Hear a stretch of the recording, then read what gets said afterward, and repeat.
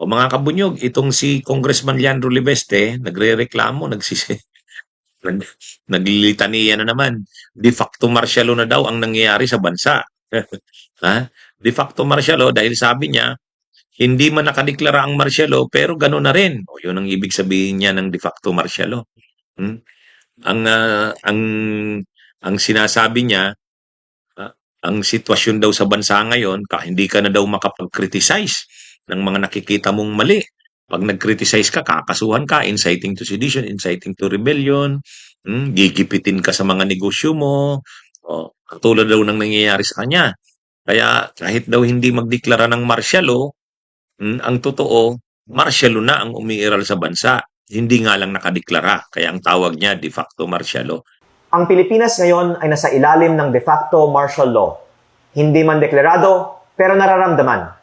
Marami ay tahimik dahil sa takot na makasuhan, dahil nakikita na ang mga kritiko ng administrasyon ang mga unang sinasampahan ng kaso habang ang ibang mga kaalyado ay hinahayaan.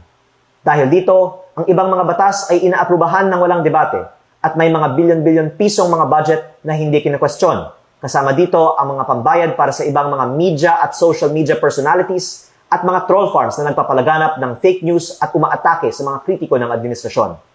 Ganito din sa panahon ng martial law ni dating Presidente Ferdinand Marcos Sr. Ngunit maraming mga miyembro ng oposisyon, civil society at pribadong sektor ay lumaban sa diktatura. Kahit maraming ikinulong, umalis ng bansa at ginipit ang negosyo, hindi sila sumuko. Ako po ay naniniwala na ang mga nagsasalita ngayon ay magtatagumpay rin laban sa korupsyon katulad ng mga nauna sa atin at ang mga nananatiling tahimik ay maaalala bilang mga kasabwat sa pinakamalaking korupsyon sa kasaysayan ng ating bansa. Umaasa rin po ako na ang mga nagsasalita tungkol sa korupsyon sa gobyerno ay proprotektahan ng taong bayan at gagamitin nila itong pagkakataon upang ibahagi ang katotohanan para sa kinabukasan ng ating bayan. Totoo nga kaya ito? Ito namang si Leandro Libeste, DDS ito eh. Yung mga pinagagawa nila, talaga namang dapat kasuhan eh. O, halimbawa, yung mga nangyaring kaguluhan ng rally noong September 21 na pinaniniwala ang kagagawa ng mga DDS din. May mga testigo sa investigasyon ng NBI, ng DOJ. Halimbawa, yung grupo nila Attorney Topacio, yung grupo ng Maisog, yung grupo nila Eric Celes, yung grupo nila retired General Pokis. Yun yung mga pinaniniwalaang nag-create ng mga kaguluhan noong September 21 eh. So yung kanilang mga speeches, yung mga panawagan nila, nag-uudyok sila ng pag-aalsa eh. Di syempre, pag nag-udyok ka ng pag-aalsa, kakasuhan ka ng inciting to sedition or inciting to rebellion. Tama lang naman yun eh. Ang mahirap kung hindi mo ginawa, kinakasuhan ka. Yun. Sasabihin mo, freedom of expression naman yun eh. Di sige, di yun ang gawin mong depensa, freedom of expression. Siyempre, sasabihin naman ng prosecutor ng gobyerno, hindi na freedom of expression yung ginawa nyo eh, lumampas na kayo eh. Di yun, ano talaga yun, anong mali doon?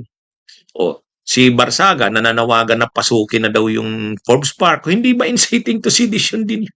Nananawagan sila Jimmy Bundok, sila Barsaga na humiwalay na ang Mindanao, Mindanao Republic coming soon.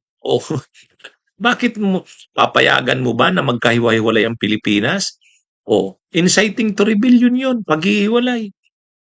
Kaya ano namang sinasabi ni Leandro Libeste na yung mga kaso kila yung mga kaso kila Pokis, kila Barsaga, ay inciting, daw, de facto martial law, panggigipit daw, parang wala ka ng karapatang mag-criticize sa gobyerno.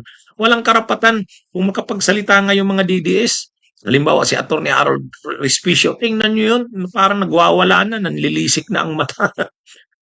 Si Topacio, pag nagsasalita, sila Mike Defensor, paano niya naman nasabing walang hindi na pwedeng mag-criticize? Ano nga sila kung makapagsalita sa social media, nagmumura, hindi, tinotolerate naman sila eh. Ano bang pinagsasabi ni Libesting de facto martial law?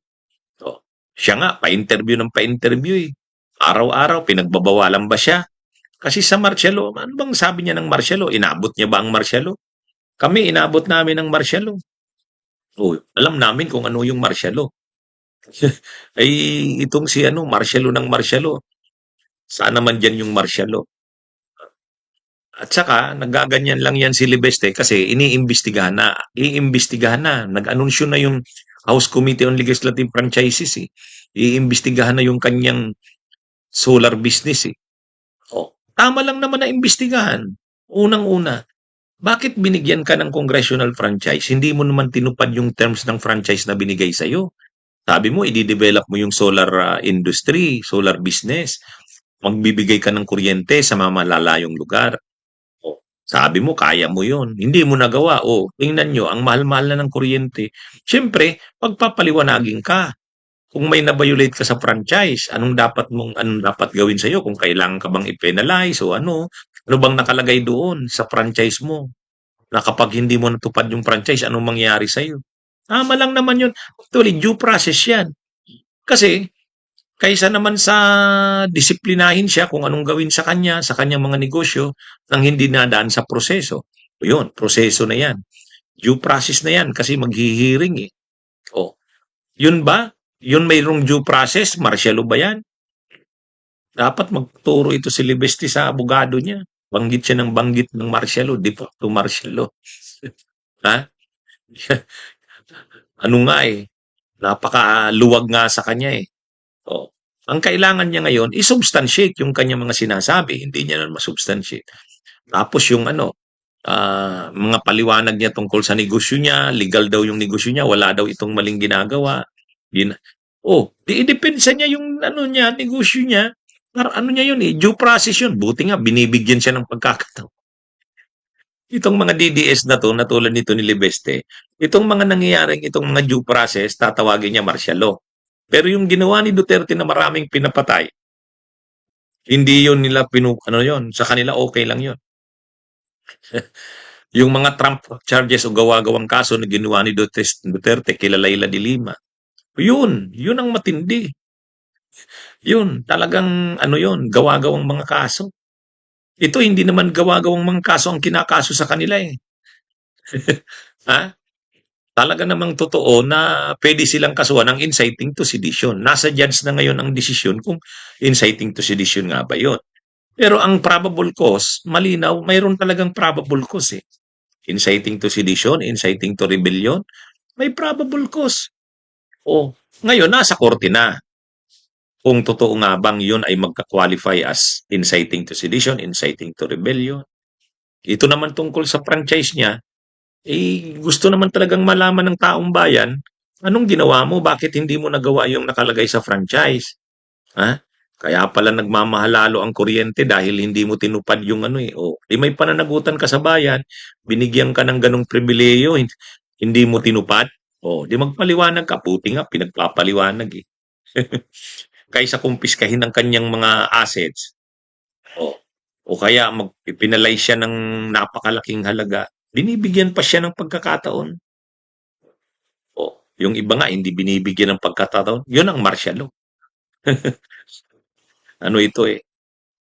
Kung makapagsalita itong si Libeste, akala niya, alam niya yung martial law. Anyway, yan mga kabunyog mga kabayan, magandang araw sa inyong lahat. Mabuhay po tayo. Bunyog, bunyog, halikan na kasama ka. Bunyog, kapag buklod ay may pag-asa. Luzon, Visayas, Mindanao, isa ang pananaw. Sa bagong Pilipinas ang bunyog isisigaw.